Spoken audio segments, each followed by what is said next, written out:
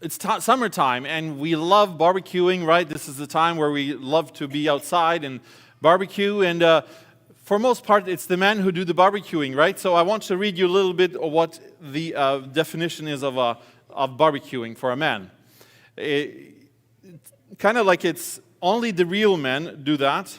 And when a man volunteers to barbecue, these are the following things that kind of take place. The woman goes out to the store, and the woman fixes the salads, the vegetables, and the dessert. The woman prepares the meat for the cooking and places on a tray alongside with the necessary cooking utensils, and takes it to the man who is lounging beside the grill. The man places the meat on the grill. Woman goes back inside and takes a check into the vegetables. Woman comes out and tells the man, "Hey, the meat is burning." The man takes the meat off the grill and hands it to the woman. The woman prepares the plates and brings it to the table. After eating, the woman clears the table and does the dishes. Everyone is praising the man for taking his time for cooking. The man is asking the woman on how she enjoyed her night off. And upon seeing her annoyed reaction, concludes that there is no pleasing some women.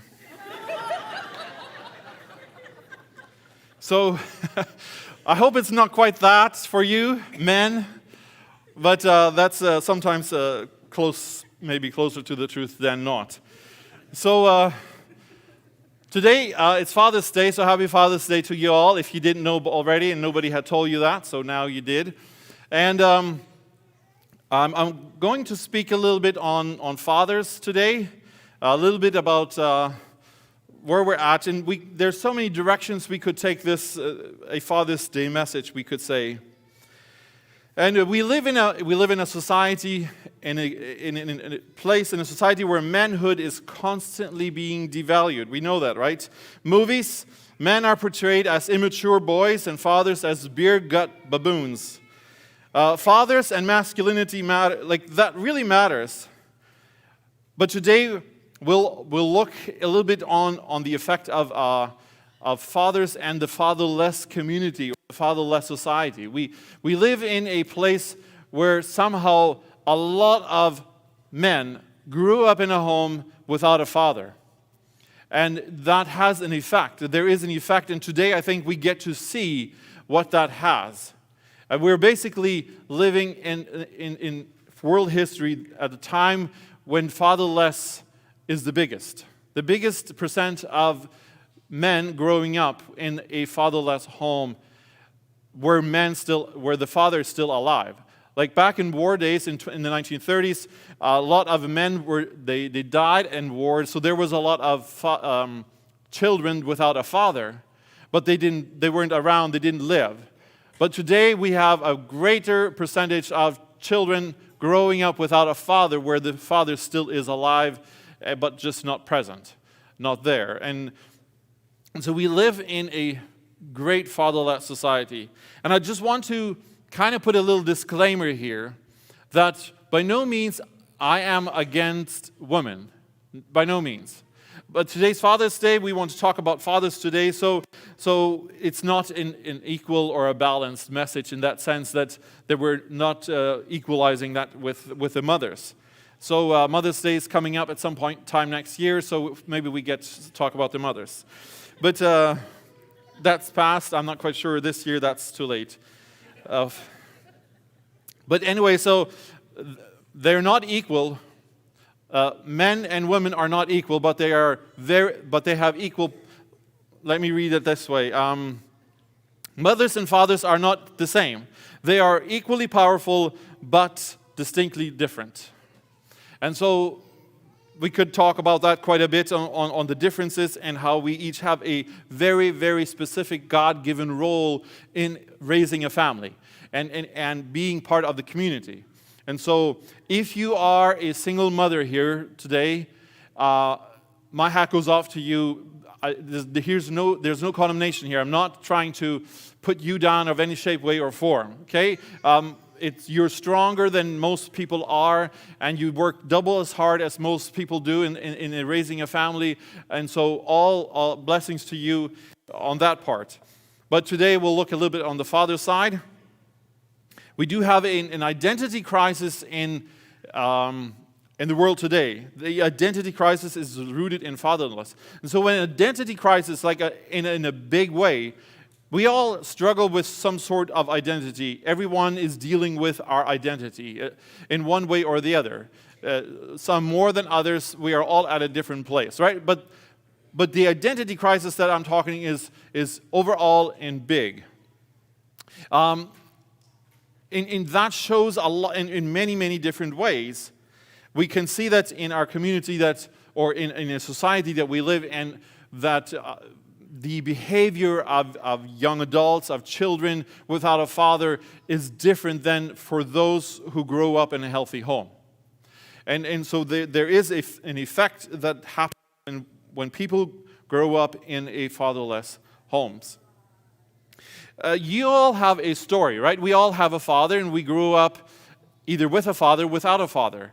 And sometimes we grow up with a father that isn't there. The father is physically present, but might emotionally and spiritually not be present at all.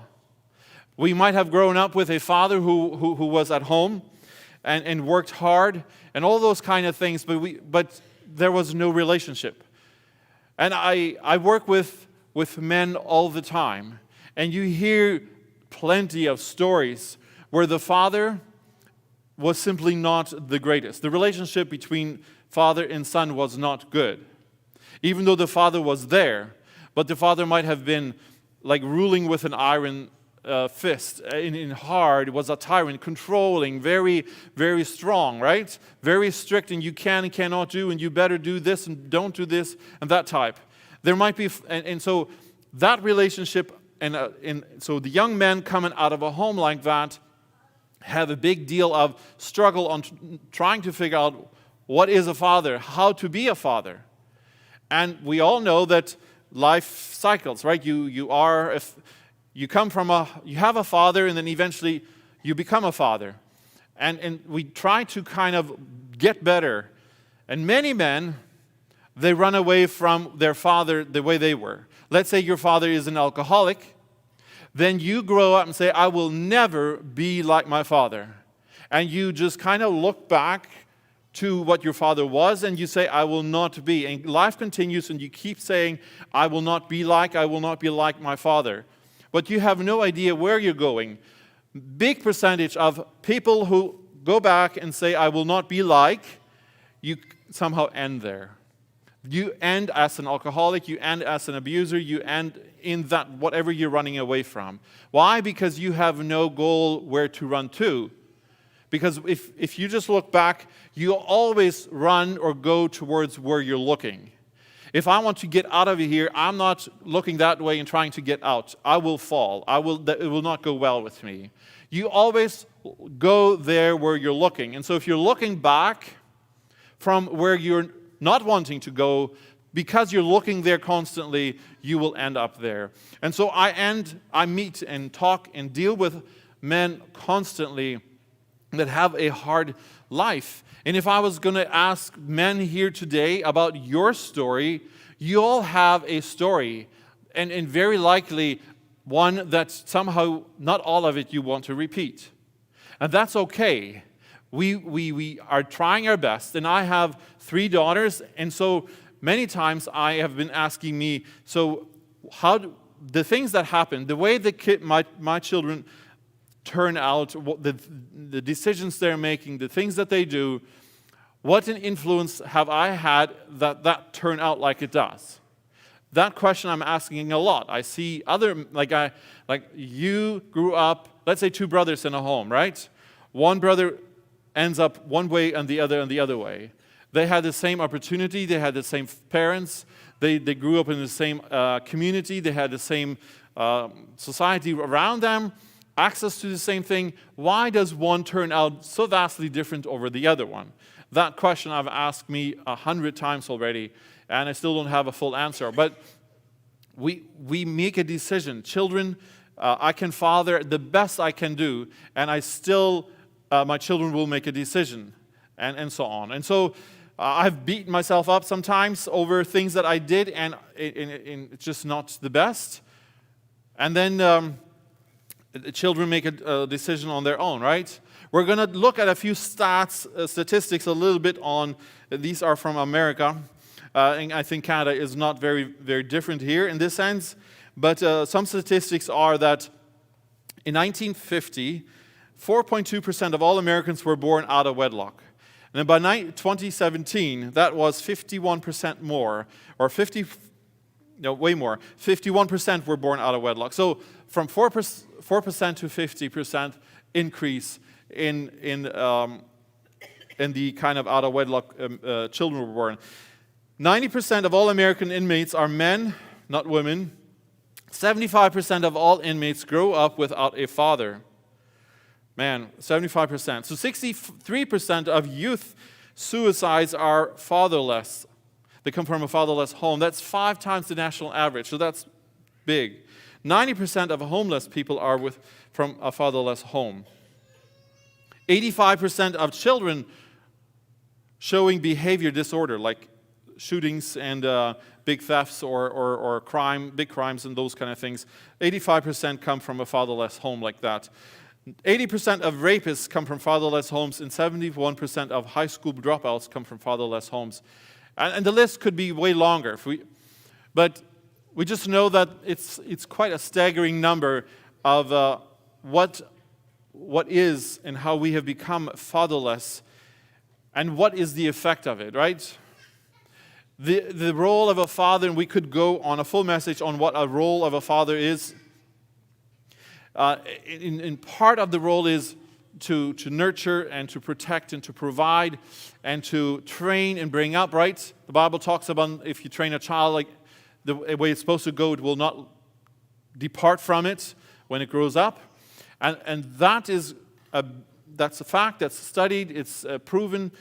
When a child from birth to 5 years, that's basically what it learns then will continue in life, unless you very strategically retrain. And there is a possibility to retrain, but we have a big fatherless society today. For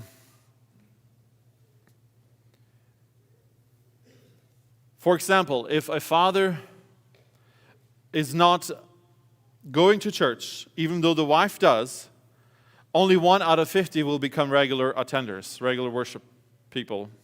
If a father attends church but mother does not, 66% of the children will attend church. So it's interesting how the father has such a way bigger role in as far as the outcome of a children, seems like. And yet the mother does an immense amount of work and has great influence. And if you would ask any child here today, they would probably go to the mother first if anything is wrong, if anything happens. So it's a very interesting thing how that works. And if both husband and wife go to church, 75% of the children will become regular attenders. You as a man, as a male, you can produce a family, but doesn't mean that you are really a father. You can be married, but doesn't mean that you are really a mate. And you can be a male, but doesn't really mean that you are a man. I want basically to bring our attention today to a thing that if you are, the way you live your life, the decisions you make today and the way you live your life has an immense impact on how your children will turn out in their destiny. We will later on look at a few examples. But we have a great, great impact on the children today. And so as a father, and you might have no children at home anymore, you might be a grandfather, you still are a father, and it's never too late. You have grandchildren, then you get to influence them and your children. And so as a father, our role as a father never ends. Just like a mother's role never ends. And you might have biological children, but then there's the whole fact of having spiritual children, right? Where you are a father figure in someone's life, or a mother figure, right? We have a role to play on people that are not necessarily my biological responsibility.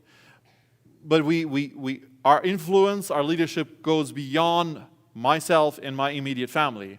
And so that is part of the influence that we have, the destination of somebody else's life. If I am a father figure in somebody's life, I have influence over them. And what I do and say, the way I live my life, will influence many people. And the bigger your circle of influence is, the more crucial it is the way you live your life, that you live a life full of intentional life, not just live it. Not be a victim and just say, well, what happened to me, that's somebody else's fault. My father so, my mother so, I was abused by whatever. Like, we can easily run into this victim mentality that I am today who I am because other people, right? In our past, in our life, and it's not good. If you were abused, if you were beaten like crazy from your father, that's not good. But I want to encourage you not to live today just because of what that did to you. Have a goal, have a dream, have a picture of what you want to attain. What kind of father do you want to be? How do you want to have a relationship with your children? Have that goal, that picture in your mind, and work towards it. To be intentional about living a life. Be intentional about where you're going, and not just be a victim and, well, I grew up poor and I didn't get the training and I don't have money, and so we'll just be poor, and kind of living a victim mentality, be this victim. We have a choice over that. The way we live is a choice by us. I live. I'm breathing today. As we were singing, if I'm not dead, God's not done, right?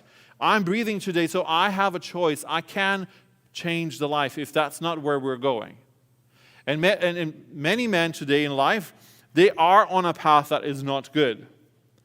But hopefully, you get encouraged and correct one thing today and maybe one thing tomorrow, and we work on life and we are intentional about things and not just living, not just maintaining life and hoping that one day, hopefully, one thing will turn out good.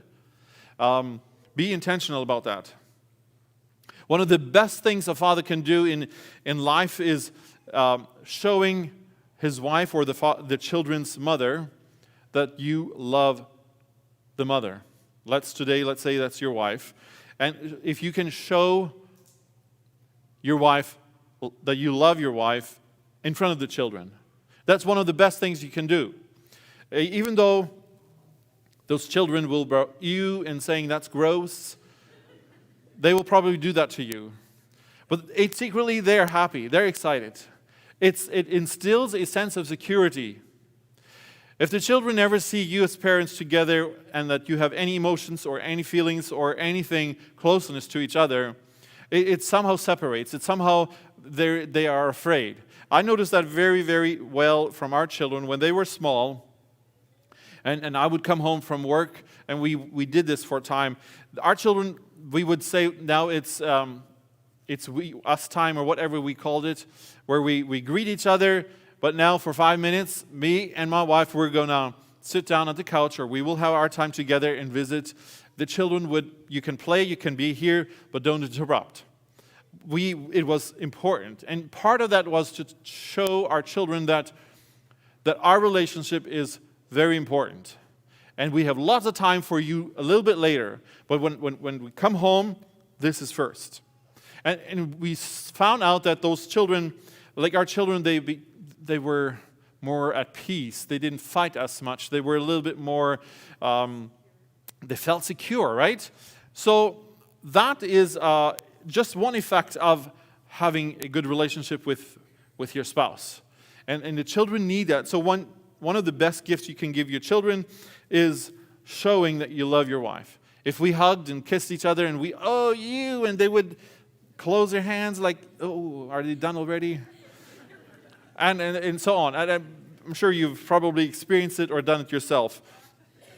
So there are all kinds of side effects from fatherlessness today.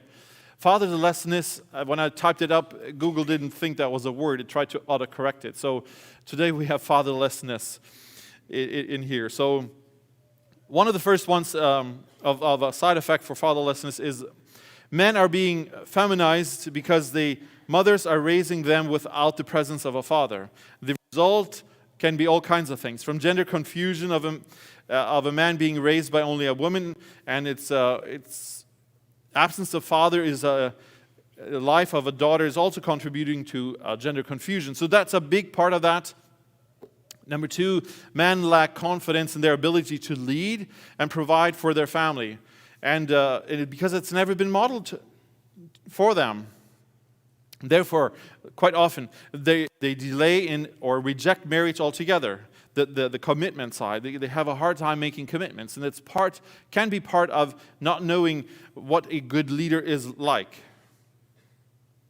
Fatherless men tend to be players rather than leaders, and we see that sometimes, even if you have a physical father in your house, in the home, but if the father isn't having a relationship, if there is no a healthy father presence there, that men grow up and they're players. They just go on for the ride and they don't take responsibility. They're not leaders. And so that happens quite often if a father isn't present or isn't leading. There is no relationship. Number four is, in a fatherless society, authenticity is being redefined as being true to your feelings instead of being true to your purpose. And I think we see that in today's life and age where a lot of that true to your feelings, if you feel it's good, then just do it. Whatever you feel like that's what you should do. And so we are more authentic authentic to our feelings rather than to know what our purpose is. And I think if a boy grows up in a healthy home with a father and having a relationship and having influence, there is going to be more of a leadership, more being able to commit to something and follow through. And because as we're born, we are wired, as men, we're wired to be the protector, to be the provider. We are very quickly to jump in trying to fix something. Just ask any woman, and they will say that if they have issues, the man instantly wants to fix this. If the woman has a little hard time and is crying, then the man is instantly, okay, so what's the problem? Let's fix it. Right? It's just, we are fixers. We want to protect and we fix and provide and so on. And so that's who we are born, that's how we are great, that's just our wiring as men. And it's supposed to be like that. So God has a solution for that. God dreamed this up. And Psalm 65 verse 5 says, He is a father of the fatherless and a judge for the widows, is God in His holy habitation. God is a father to the fatherless. We read in Malachi chapter 4, I think it is, where Malachi is prophesying that there will be a time when the fathers will come back to, the sons will come back to the fathers and daughters back to the mothers. And I think we are entering into that season. We are in a Malachi 4 prophetic time where we're coming back. We see that the young men are looking. They're trying to find an identity. The big question today is, what is my purpose? What is my calling? How do I know what my calling is? And there's this search. And I think we're entering, and we are partially in this prophetic timeline where the sons are coming back to the father. And it might not be a physical, biological father necessarily. Many don't even know who their biological father is. But then there is this spiritual sense of fatherness that we find somebody that has influence over us. And I think God is bringing that back, and that's a good time to live in. And I want to encourage you, older men, older, younger, doesn't matter, to have somebody that you can mentor, to find somebody that you can pour your life into. Even though you might not be married, you might be married, but whoever, find somebody that you can mentor, that you can pour into. It's always said that you're supposed to have a Timothy and have a Barnabas. Like Paul, he was training Timothy, but Paul was mentored by Barnabas. And so, or there is this whole idea of Moses and whatever. You have somebody that you mentor, you pour your life into, but you have somebody that you can go to and who is pouring into you, right? And so have that relationship with others. It's a very healthy thing, and you walk with life with somebody else. We're never meant to live a life by ourselves and walk through life on our own. So we're going to shift now a slight bit into more of a legacy thinking. As fathers, as men, that we live a life, that we will leave a legacy. And we find a wonderful story or a commands actually from the Bible in Deuteronomy chapter 6. And we know that the story here is that God says to Moses that prepare the people and come to the mountain and I will speak to you. All right, so Moses gets the people ready, they come, and there is this whole thing of smoke, thunder, and lightning, and all that stuff, and God isn't there, right? And he's speaking to the children, and they are afraid. They basically say to Moses, make sure this never happens again. We do not want to hear from God directly, because if we do, we die. There's the sense of this holiness and whatever that caused them to think that they would die if God ever speaks to them again. So you go and talk to them. We will listen to you. All right? So that's kind of the story. And then in Deuteronomy 5:29, it says, this is God's response there. It says, oh, that they would always have hearts like this, that they might fear me and obey all of my commands. If they did, they and their descendants would prosper forever. It's an interesting concept there. God loves to bless. God loves to give. He loves his children, right? And there's something inside of God that he just loves to give. And that he has also instilled in fathers. Even yesterday I was thinking about it. The things that I do for my daughters that I would not need to do, but because I love them, I do it anyway. I clean up after them. My children are all big enough to clean up after. They should clean up after themselves. But many times they don't. And so I go up and clean up after them. One of my biggest pet peeves is if I find dirty dishes in their bedroom. And so if I find them, I will clean them up because I just hate them there. But they get to hear about that. So anyway, we do things for our children because we love them. And God is in the same way. And then in Deuteronomy 6, verse 1 to 3, we have an interesting command here. It says, these are the commands, decrees, and regulations that the Lord God commands me to teach you. Moses writing, right? You must obey them in the land you are about to enter and occupy.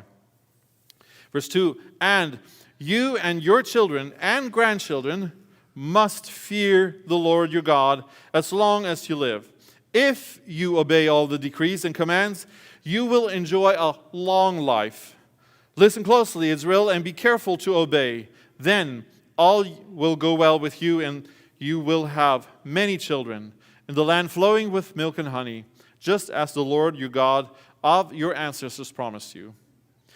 Interesting, right? With thinking of leaving a legacy, doing something, living a life that carries over. It's bigger than just you.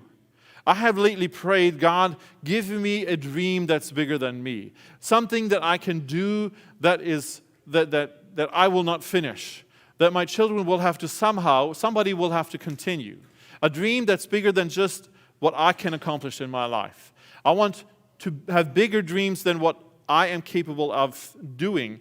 And God does that. He will give you a dream and a passion for something. We're supposed to leave a legacy. Proverbs chapter 9, verse 10 to 11 says, fear the Lord.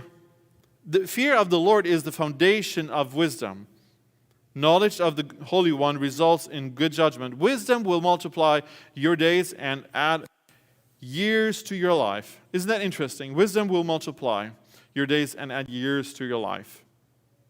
The fear of the Lord, it talked in verse 10, the fear of the Lord is the foundation of wisdom.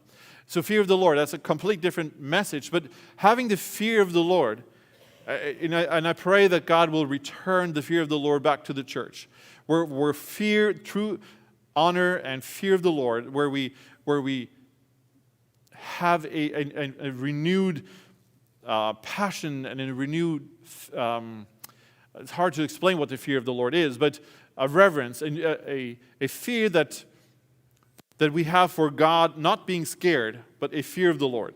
Anyway, will add many years to our life. So it's a long life. Proverbs 22 verse 4, true humility and fear of the Lord, here again, leads to riches, honor, and a long life. So that legacy thing, and there's something about when we obey God, when we are with God, trust Him, and live on godly principles, fear of the Lord, and all of those things that the Bible promises over and over that there is a long life. Ephesians 6 verse 3 says, honor your father and mother with all things. Things will go well with you, and you will have a long life on earth. So it's not just the Old Testament. Even in the New Testament, it speaks about having a long life, somewhere when honor, fear, like father, mother, honor, wisdom, and all that happens, and so on. Then the second point here is that it will go well with you, and we read that already in verse 3 of Deuteronomy 6. It says, listen closely, Israel, and be careful to obey. And see, over and over it says, if you obey, or be careful to obey, or you must obey. There is a condition to that blessing. If we obey, it says, be careful to obey, then all will go well with you, and you will have many children and a land flowing with milk and honey. So it will go well with you. And I think that if we live in principles of the Bible, it will go well. I think if you observe families or people who live by godly principles versus people who do not live by godly principles, there's a difference on how they live. And God is wanting to bless you, and He will bless you with a long life. Things will go well with you if we are careful to obey. So I think the whole idea of living greater than you, living with purpose beyond you, and we can have a massive influence on other people. We'll just quickly take an example here of two people living in about the same time frame in the 1700s. Jonathan Edwards, I think we've heard of him. He was one of the very, very influential preachers in America's early days in the 1700s. And he was one of the most respected preachers of his day. He attended the Yale University at the age of 13. 13, think about that. And later went to become the president of the Princeton College. And so on he is, and he, later on somebody studied a bit what his descendants, what were they? What was his children and his children's children? What kind of life did they live? And so they traced back 150 years later and found out some things. And he included, his legacy includes one U.S. vice president, one dean of a law school, one dean of a medical school, 3 U.S. senators, 3 governors and 3 mayors, 13 college presidents and 13 judges, 60 doctors, 60 professors, 75 military officers, 80 public office holders and 100 lawyers, 100 clergymen, and 285 college graduates. I mean, there's lots of numbers, a long list of things, but they're all good things. There are things that add to society. They are people who were making a positive impact in a society. Now, comparing that to a guy that lived in the same time frame, Max Jukes, he had a different legacy left behind. They kind of figured out when in a New York prison system, 42 men were and they found out that they somehow were all related to this Max Jukes, and so they did the same thing. His descendants included 7 murderers, 60 thieves, 190 prostitutes, 150 other convicts, 310 paupers, meaning poor people, and 450 who were physically wrecked and addicted to alcohol. Of the 1,200 descendants that were studied, 300 died prematurely. So we know that we can have a massive impact on how we live our life. These are 2 stories. And in my own story, my dad grew up very, very poor. And when he got married, his in-laws moved to Bolivia because of religious reasons. Where he grew up, they thought it was getting too worldly, we have to move on. And if you have any history of Mennonite people, you will know how that is. And so my dad's in-laws moved away, but he stayed. He was a minister of the Old Colony Church, and somehow his open-mindedness was not appreciated, so they pulled him out and says, you don't need to preach anymore. And then after a number of years, he started to go to a different church. He became a follower of Christ, got saved, and that's where I come into the picture, and he raised me to the best he could with a Christian perspective. And this is where I'm at. And all of his children are following the Lord, and we get along very well. Comparing that to some of his brothers, my dad's brothers, many of my cousins do not live with God. They have a poor life, and it's just very different. And many times I've looked back and says, what's the difference? Where did it pivot? And I can trace it back to when my dad became a Christian and actively pursued a godly life. And he trained to the best of his knowledge his children in the way of the Lord. So if I look back and see if my dad had gone to Bolivia or wherever, it's possible that I would not live a life that I do today. Very, very high possible. And so the decisions that he made, a whole generation, 2 and 3 afterwards, we live a better life now because of the decision my father made. And so a small decision at the time probably didn't seem very significant. It was painful for him to be kicked out of a church. But the decision he made a big impact for me and for my children. I want to encourage us today that we are clearly intentional about how we live our life. What is the life that you live? Are we intentional? Are we as men, are we intentional pursuing a life that is godly? Not just mediocre life. Having in this life can include anything, but a big impact that you will do is if you pursue a good relationship with your wife and your children, then they will have a better chance of making good decisions. And it's never too late.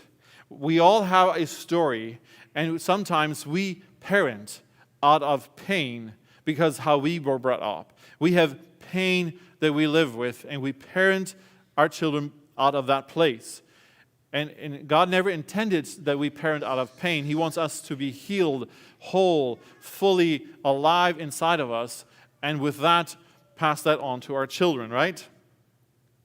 And so, in closing here, and I want to ask the worship team to come up, I want to leave you with one Bible verse or a few.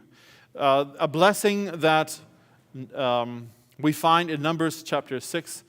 And we sang the song not too long ago, and sometimes it's called a blessing, or the song is called a blessing. But Numbers chapter 6 says, verse 24, it says, "The Lord bless you and keep you." Now, who of us does not want to live under that blessing? I think we all would say, yes, I want to live under that blessing.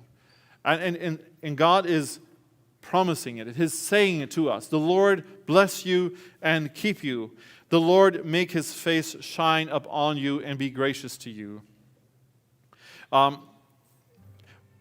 We all would like to have a life that says that his face would shine upon us, right? I sometimes try to figure out, what does it look like when God's face shines upon me? What is a life like that look like if God's favor is on me? So the Lord make His face shine upon you and be gracious to you. The Lord lift up His countenance upon you and give you peace. And so I think we all can receive that blessing today.